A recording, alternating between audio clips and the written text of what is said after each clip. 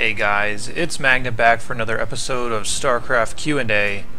It's episode 9, and today is March 24th, as you can see on the screen, 2015, just in case we were all unclear as far as what year it is. But let's go ahead and jump into the questions, and there's a lot of them, so I might be a little more abrupt about answering some of these than I have been in the past. So, this first person asks, how does a Protoss combat a Zerg who is good at the Zerg machine? So, the phrasing here basically means, how do you play Zerg in a macro game? And for the most part, you have to be very economically aggressive if you want to play longer games against Zerg, or you have to try and hit timings that will slow them down, such as warp gate timings, any sort of gateway unit timings, things like that, that you can kind of bounce back off and macro with, not something that's meant to kill them. A lot of Protosses don't like playing that way, so they will just try to kill them really early. But if you want to try and play a macro game against a Zerg, then you definitely do need to take a really fast third base and protect it and hope that they can put themselves behind by running inefficient unit composition. So it's PvZ is probably the really hardest matchup in the game if you want to play it straight up and not just kind of cheese people out. This person says, they have a question about Protoss warp-in time. It takes 8 seconds to warp in a unit with the cooldown, example 32 seconds, so 32 plus 8 equals 40. But if we just build the unit and not warp it in, it would take less time by about 2 seconds. You think this 2 seconds will make the difference of winning a game? So, not really. A lot of people ask a lot of questions about whether it's worthwhile to keep gateways untransformed. And I don't mean they ask it here, I just hear people talking about it all the time on various different ways of, forums and Facebook and stuff like that. People have always had this idea, but the benefit of Warp Gate is that as soon as you make the decision to make that unit, it's available for you right within a short period of time. Now it's 8 seconds. Whereas the difference is if you backload your production, like with Terran, let's say you decide to make a Thor, that unit's not going to be ready for about a minute. So it's a big difference of being able to just say, I need these units right now and to have them available pretty much right now, or to have to wait the 40 seconds for them to be done building. It does make a really big difference, and it makes spending your money and especially reinforcing battles a lot easier. So I would say there's really no benefit to ever not using Warp Gate if you possibly can. So it's not so much the build time, it's more so how quickly are they available from the time that you make the decision to make them, and how quickly can they reinforce up the battle, which is going to be anywhere versus having to walk all the way across the map no matter what. So this person says, this wasn't a question by the way, this was just somebody saying a fairly common opinion, and they say, Legacy of the Void seems like great stuff for Zerg or Terran. To be honest, I don't like most of the changes from a Protoss perspective. Yeah, the economy change is nice, but it will force a Macrotoss to turtle even more versus Zerg or Terran due to slow units, low early damage per second, which would be super boring to do. Add to this 2 times damage to warping in stuff, and the only thing that Protoss has now to defend would be and have a heart attack once Stim is done. Oh, the only thing that Toss would do is to defend and have a heart attack. Okay, I totally misread that. So basically what they're saying is that the Legacy of the Void changes are going to force Protoss to be more turtley. It seems that way in a lot of ways, but also I don't think people realize how ridiculous the Warp Prism change is. The Warp Prism change is so insane to the point that you could drop almost whatever you want, and you could keep it safe really, really easily. So you're going to see a lot of earlier, like Colossus drop builds, Immortal drop builds especially are going to be huge.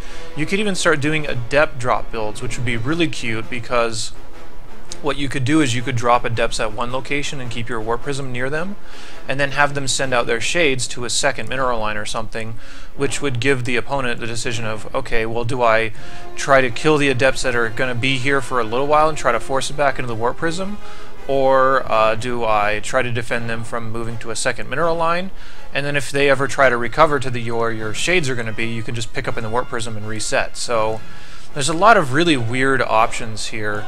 Adept looking like a harass only, I think they want to try to keep that away from the idea, because if it is supposed to be a core unit, then it won't be harass only. It'll be something that you can mix in there as well. So my equivalent that I can see to it right now is kind of being like a Marauder. What I would like to see them do is make the Adept do a little bit of bonus damage to light, considering Protoss doesn't really have that bonus on anything right now, except for Phoenix, which don't matter in early game. So that way you could start to change your unit compositions against things like Hydra, and you wouldn't be forced to go down the Colossus route. So we're just going to have to wait and see how they change the Adept, but honestly, if I were making the game, I would give it some sort of plus light bonus. Not too much, maybe just a couple points, just to make it an easier decision to make those instead of something like Stalkers if you're fighting Hydralisks or if you're fighting Zerglings or Marines or something like that. Even though Stalkers are already really good against Marines, still, Stalkers get really garbagey once the late game starts to arrive. So it'll make for a little more interesting kind of dynamics there if they do something like that. But as far as turtling and stuff, I'm pretty sure there's still going to be a lot of people that will turtle even from any race. Just because the options are there doesn't mean that everyone's capable of using it, so we're just going to have to wait and see on a lot of this stuff. But I think everything's going to be fine, but also keep in mind that they're opening up the beta, closed beta, and they're going to keep it in beta for a long time on purpose just to be sure that everything is good to go once they release, which is not going to be for a while. This person says, with these changes coming, what do you think has been missed, whether needed a nerf or a buff? So I mentioned a little bit of what I would do with the Adept to make it a more of a core unit. As far as other units that needed to be changed, I made a big old list of stuff that probably should be changed for Legacy of the Void, and I made a video for it actually. Look it up. It's called the Legacy of the Void Wishlist. Namely, I was hoping that we would see something new with things like nuclear missiles, because they're basically never used. And I'm always the type of person that wants to see something used, even though, you know, I want to see as many things used as possible. I feel like if it's in the game, then it should be there no matter what. By the way, for everyone wondering, the carrier change as far as being able to deploy interceptors is still in the beta. They just didn't announce it in my video, and I made the mistake of going off of two sources and not including their written description of the carrier, but going off of their video description, which there wasn't one, and I accidentally missed it in my video, but the carrier will be in there. Yeah, I made a big list of stuff that I think should be changed back when Legacy of the Void was really being talked about a lot, kind of near BlizzCon, so check out that video for that. This person says, time for another question. The most common build versus Terran as Zerg is Muta, Ling, Bane, but if my opponent would go Mech instead of Bio, is it still good? So to answer that, no, not at all. Against Bio, or rather against Mech, you need to go into some sort of Roach Hydra type of composition, or Swarm Hosts, or you can still do Mutas, but you kind of have to wildly switch back and forth between Roach or Swarm Host anyway, just to try to mess up their unit composition. This person says, if they've already met Mech and gone for the tech for Muta Ling, should I switch composition or should I just mass Muta and magic boxes Thors? So mass Muta can be an answer, but it also is kind of a flimsy one and kind of relies on them messing up a little bit. If you're already committed into Mutas, I would honestly just drop an Infestation Pit and switch into Swarm Host as soon as you can and try to get as much mileage on those as possible. Because if they start making a lot of Thors, then the Swarm Host will kill the Thors pretty easily, and then you can go down that road. Another question says, if I use Muta Ling against Protoss, I should be prepared for a transition that counters what he has on the field, or does Muta Ling work against Protoss? Mutalisks have a limited lifespan in the sense that they're good for containing somebody, they're good for taking the whole map, because if they're stuck in their base they can't stop any of your bases coming up, and then you do need to swap into some other thing to either support the Mutas or just switch off of them entirely. So from the Protoss perspective, if they see Mutalisks, they're basically forced into doing Phoenix, so you can find things that are good against Phoenix, like say Hydras, or say something like Corruptors, which can keep your Mutas protected, or you can try to fungal them with an Infestor and do that, or you can switch into Swarm Hosts and mess them up, because Phoenixes are pretty worthless against Swarm Host type of plays. So it's mostly how you kind of springboard off the Mutas in both scenarios, but the best thing to do is really just scout and figure out what they're doing before you commit too hard to one way or the other. This person says, any chance on some more random streaming, especially when Legacy of the Void gets out? So I did mention this a little bit, in that my plan is to start playing random and play random in Legacy of the Void beta, and I don't know how well that's going to go because I'm super rusty on my Terran and Zerg stuff. I haven't played them as primaries for a really long time and it's pretty messy, but what I'm thinking of doing is streaming a lot of Legacy of the Void beta and just playing random or race picking or something like that, like playing Terran one week and Zerg the next week and Protoss the next week or something like that. And then putting up some good games on my channel where people can watch them and learn and see cool stuff happen and stuff like that. But I'll more than likely be streaming. The only downside though is that my internet connection here sucks really bad, and I've been hounding them for a long time to try to get that fixed. It doesn't suck in the sense of speed, it sucks in the sense of ping. And when ping is really bad, Starcraft is unplayable and streaming is just not possible. So I'm trying to get that all resolved, so hopefully we'll be smooth sailing. Keep in mind I also am in school, so it'll be fairly irregular. It'll probably be maybe like 2 nights a week, and not for too long, because obviously school does take priority. But I will try to get Legacy of the Void gameplay as far as beta stuff put up here, and I will try to play random through beta. So this person says, thank you for uploading these awesome videos, keep them coming. In Legacy of the Void, how is Protoss going to counter mass Muta with the Viper and Parasitic Bomb? That's a really good question, and that's going to be a big problem. I honestly don't know how well that Parasitic Bomb is going to stick around, because it just being able to latch onto a Phoenix is really strong. I've been saying this for a little while, and I don't remember if I've ever said this on any official videos, but I feel like Phoenixes are eventually just going to get the range upgrade by default. And that will make zoning out Vipers and zoning out Mutas a little bit easier, because going Muta into Parasitic Bomb and then into something like Corruptor will be impossible to stop. It'll be really, really hard. Of course, we're talking about a lot of high-tech Zerg units, but for the most part, Protoss is kind of contained when Zerg is on Mutas anyway, so I feel like a Phoenix change is in the works, and it's only a matter of time before the range upgrade is just applied by default, and that'll help out with that situation a lot. And number 2, this person says, will Legacy of the Void be only for people with insane APM? So this is one thing that I think discourages a lot of people, in the sense that they see really good pro players and they see like, this person's putting in like 400 actions every minute and there's no way I could do that, so I just can't play this game. But that's just not true, because that's the case with any game. Like, you could very easily and somewhat ignorantly play any game and just have fun with it and not care about how good people are, and you'll still have fun. But then when you start looking those up, you're like, oh my god, these guys are so good. You can play Legacy of the Void with low APM and it'll still play similarly to the previous expansions, or there's going to be a lot of more room for running weird builds that people don't expect, because there's going to be a lot more options. So I'd say anybody can play Legacy of the Void, but the whole APM deal is to purposefully split the skill at top tier levels, so that we can have established players where you can say he's in the top X players because he's just better at this game. Whereas right now it's so wishy-washy, it's impossible to say who's the best at any race, because it changes almost on a daily basis. So I think that's what it's going to be primarily for, but don't worry about it too much, just play the game and have fun. So this person says, I think you mentioned this before with PvZ and Legacy of the Void, but how do you think Protoss will be able to scout or react properly to what Zerg is doing in the early game?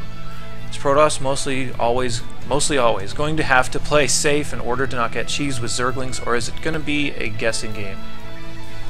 One downside with 12 starting workers is that you will get later scouts, no matter what. You will get later scouts than what you're used to having in PvZ, but with that said, you have a lot higher mineral income to start the game, so there's a lot less, I guess, penalty for you messing something up.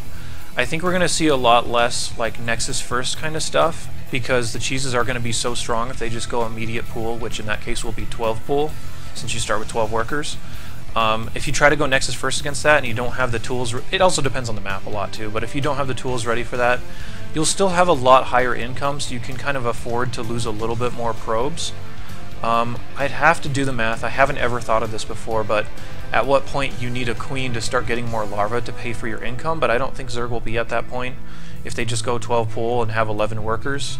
Seems totally unlikely. So I don't know. I mean, for right now, if you try to go Nexus first against Zerg, there's a chance you'll just lose anyway. So you do have to play reasonably safe to begin with, and I'm kind of starting to wonder how it's all going to feel out. Honestly, the more you play, the less weird it feels compared to the older StarCraft 2 expansions. And everyone thinks, like, if you start with this many workers, you could just Nexus first every game and you'll be fine. You can try, but there's going to be a lot more builds and a lot more weird cheeses that will just hammer you for that. So yeah, it'll regulate to a more safe type of style, or unless you just want to flat out take the risk. As far as guessing games, that's going to be a little bit annoying because there will be points where you've already committed to something before you've even had a chance to see what they're doing. So yeah, that's a little bit weird, but again, they'll balance out in some way or another. I don't think the economy things are ever going to change, considering they haven't changed them at all throughout Alpha for quite a while, so I don't be too worried. Let's see.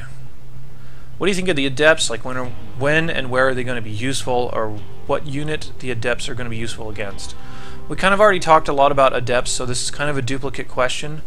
And honestly, I don't know yet. They're going to be really useful for stress testing really stupid builds. Like, for example, if a Terran goes one barracks command center with no gas or anything like that, and they only have one bunker and nothing behind it, the Adepts will just be like, okay, let's just abuse that build really hard. I think they're going to be mostly checking against really silly builds from people in the early game, but as far as how this game plays out, I have no idea. We're just going to have to wait and see when they start to debut, which is in a week. This person says, maybe you answered this before, but what would you say is the amount of time an average gold player should invest a week into this game? Or would. I'm not sure what the word would be there. I'm a bronze player who consistently gets to the top 8 of their league each season, and once I get above number 4 slot, I'm matched against gold platinum players who humiliate me and drag my average down. This guy's name is Walmart Pimp, by the way. Classy. So I would not worry too much about fighting higher league players and how much time they put into it, because everyone just absorbs the game differently. There are people that have been playing for 4 or 5 years and they're still gold or platinum or whatever, and it's not because they play more or less, it's just because they don't take the game as seriously, or there's just flat out people that don't have the same skill levels at games. Like, there's certain people that can just pick up a game and just wreck people at it even though they've never played it before, and these other people might have been pretty loyal fans to the game or whatever it is. It just depends on the person, and if you're looking to improve as quickly as possible, I wouldn't invest so much time as I would just trying to analyze what's keeping you in the league that you're in. And I have a lot of videos about all that kind of stuff. Most of the time it's due to not making enough money, not spending all your money, something along those lines. It usually has to do with income, so I would just focus on that a lot and try to purposefully push yourself to get more income faster and feel like you're taking risks and feel like you're playing out into uncharted waters, because it will train you to play better as opposed to just being comfortable and sitting in your base and doing things at a slower pace. This person says, how long did it take you to use the keyboard like that? And this was on my introduction video to Terran. As far as learning to use it like that, it's just something that you get used to. If you watch other people play, you'll start to kind of mimic the actions that they do with their fingers. So if you know anybody else that plays, especially at a higher level than you, try to play in person with them. If not, there's some like videos and stuff out there that show people's hands when they're playing. So you can check it out and try to mimic what they do. But it's mostly just, I didn't initially focus on trying to use the keyboard that way. It just kind of happened as far as necessity, so just a matter of time. This person says, I'm a gold Zerg, but I seem to lose some games because I forget to start upgrades in time, usually when I see my opponent's units having them. Now, from your videos, I know that versus Terran I should start double evo around the 8th minute mark. By the way, upgrade timings are totally subjective to the build. What about the other races, and when should I get my upgrades? Also in ZVZ I've seen it's usual to get only one upgrade, and why is that? You can typically go double evo whenever you're on 3 bases, I would say. The reason that people just stay on one upgrade in ZVZ is because usually the game breaks down to a Roach versus Roach war, and the armor upgrade is not nearly as useful as the attack upgrade, and they like to invest that extra gas into tech like Burrow or Infestation Pit that'll further their tech in other areas. So they just skip them mostly because it just doesn't actually do that much. Excuse me. The reason being, if it's Roach versus Roach, every attack upgrade grants you +2, whereas every defense upgrade only grants you +1. So it's like you're paying the same amount for 50% of the increase, which is just not going to matter that much, whether you're taking 13 or 14 damage. The difference is that you're taking a lot more and paying a lot more to take slightly less. So I would say, as far as the other races, anytime you're on 3 bases and 6 geysers is when you can afford the 2 evos without hurting the rest of your production too much. ZVZ also, you can tend to get 3rd bases a little bit late, or you start upgrades a lot faster, so that's why they also stay on 1 upgrade. You just kind of have to match it to what your economy is doing, and just get used to whenever you just play the same style against, say, like a Protoss, for example, when you have all your little branches of stuff that you're going to do based upon what they do, try to just time out what feels right for adding upgrades on. It's basically whenever you can most greedily afford it without hurting yourself too much based on what they're doing.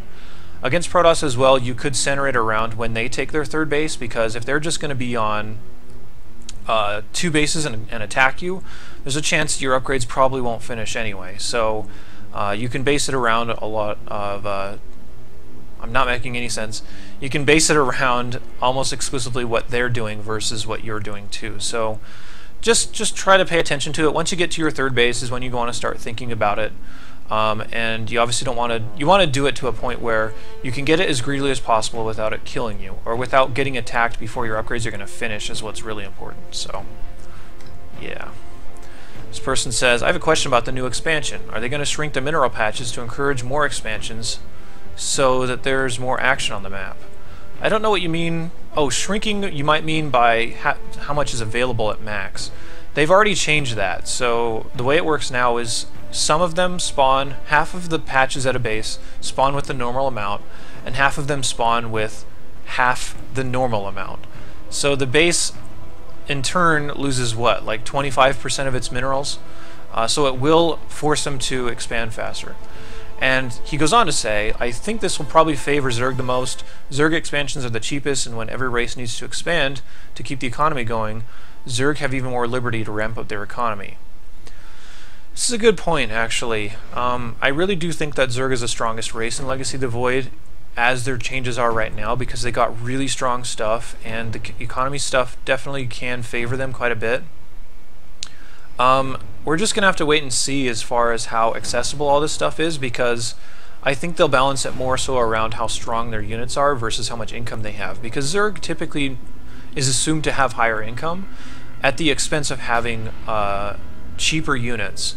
And this, like, cheaper not in the sense of inexpensive, but cheaper as in they don't go as far as, say, like a Colossus that could get 45 kills. A Zerg unit ever getting over like 10 kills is really rare, and if that's the case, it's usually like a Caster or an Ultralisk or something crazy like that. So I do think Zerg is going to be pretty strong for a little while in the beta, but it'll get regulated by their unit power, I think, a lot more than any more economy changes. I think they really like those changes, and it changes the pace of the game a lot. It's pretty crazy. This person says, how is... Oh, by the way, I should also mention that they might just balance this stuff around maps as well. And that's what they used to do in Brood War. Like, Brood War was a really unbalanced game when they first got into it. And since they couldn't change the balance at all, since Blizzard wasn't working on it, they just made the maps favor one race or another more. So they could do that stuff too. This person says, how is Protoss supposed to counter Battlecruisers and Broodlords if they change the Tempest? It seems like all these changes are there to counter any type of Protoss build, i.e. Ravager abilities, longer warp-in times, no more hardened shields, Viper anti-air. I personally don't care about warp prisms having longer range, even though it's a big deal. And there are very few Protoss players that play like that. It's true, but they do want to change the way the game plays for sure. Just because they want to make the game more micro-intensive doesn't mean it's more fun. That's fair. I'll stick with my Deathball.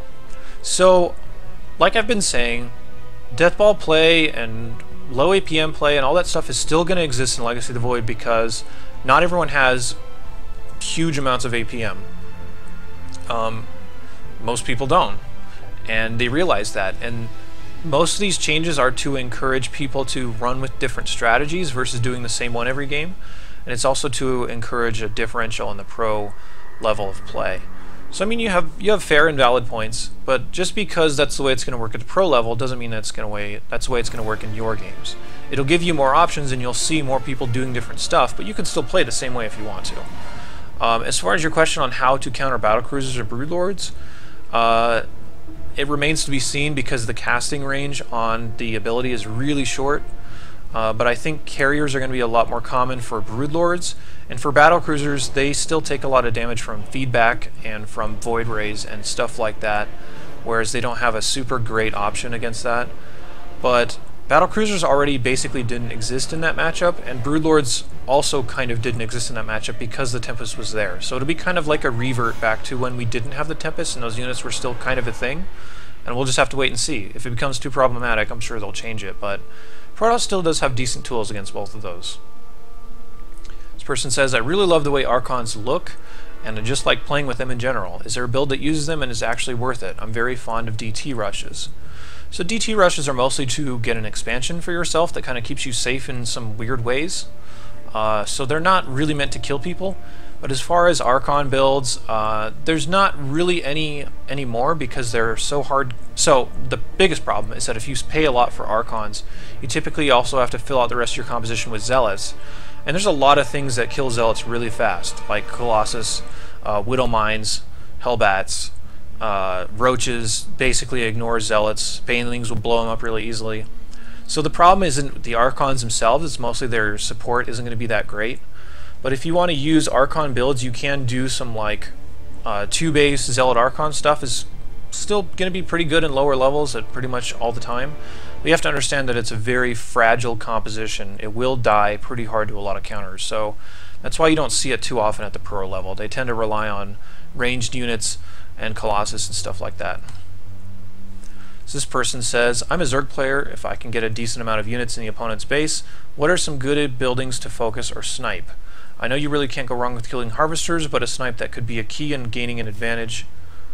But a snipe could be... Anyway, could be a key in gaining an advantage.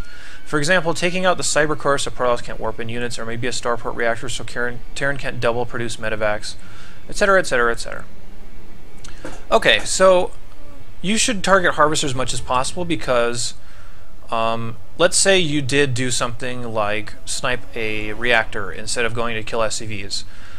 The difference is that if you kill the SCVs, then they wouldn't really have a choice as far as what they could do because they'd just be lower on economy. Whereas sniping the reactor, it can be annoying, but they're just going to rebuild it. So I would only focus on sniping stuff if you can't get access to workers for whatever reason. So like if they have like 3 or 4 cannons in their mineral line or something crazy like that and you want to snipe something else, then go for it. But it really has to be something that they're going to be relying on in order to stop you. So let's say, for example, they're relying heavily on Colossus because you're making a lot of Zerglings, for example. And if you get in there and you kill their Robo-Bay and you kill their Robo, then all of a sudden they're going to be without Colossus for a long time, which means that you have a long time to play with their static Colossus count that's not going to change for a while.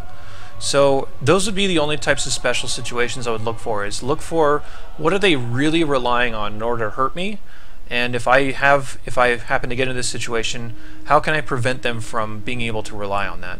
A lot of times it just boils down to they have to rely on their economy anyway, so that's why you kill harvesters or you kill bases. But if not, and if you only have a limited amount of time or something weird like that, look at their composition and look at yours and say, if I was them, what would I absolutely need in order to stop what I'm doing? And try to get that. This person says, as you know, the immortal change the hardened shields passive with an active ability. I'm confused if this is a nerf or a buff and if it will change the role of the unit. I've been kind of going back and forth on this as well, and I honestly think it's going to be about the same. So if you start to break it down to what really affects the hardened shield a lot, and that is big things like Ultralisks or Thors. If they get their attacks muted down to about 10, it makes them pretty worthless. Same thing with siege tanks. So honestly, it's a little bit of a nerf in a lot of circumstances. Their claim was that they wanted it to be encouraging a lot less hard counters, so it will perform a little bit better against things like Hydras, stuff like that, just because there's more damage to be absorbed, or at least there was. And they just recently changed how much damage could be absorbed by the shields, back down to basically make it the same as the hardened shield. So honestly, it does feel like a nerf, but I think the primary reason is to allow more things to exist in the game, and to push Protosses down different paths.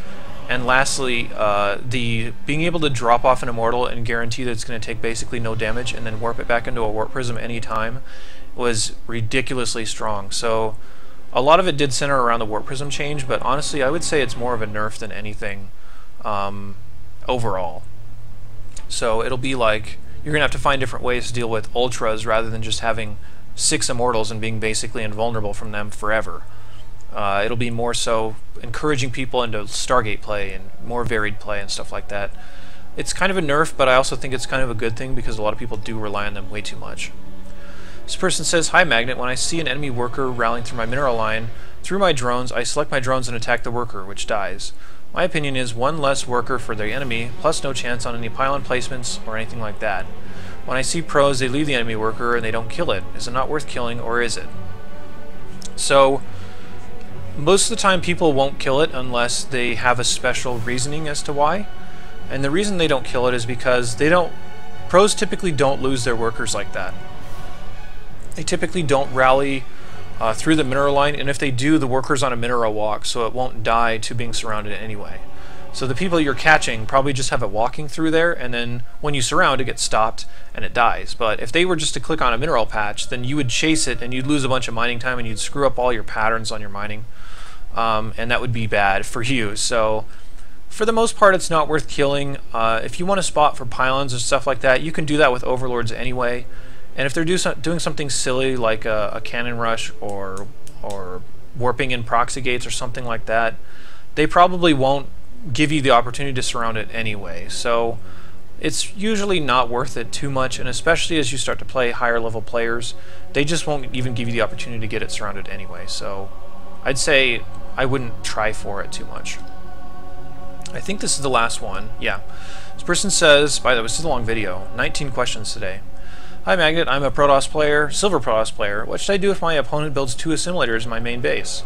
So you definitely need to be on top of it, because if you allow that to happen, then they are way ahead of you because your gas is going to be so slow. I don't think I've ever seen a good response to it. If you had a probe out on the map, you could try to proxy them or something crazy like that, but even that is just a straight up gamble and makes for a stupid game.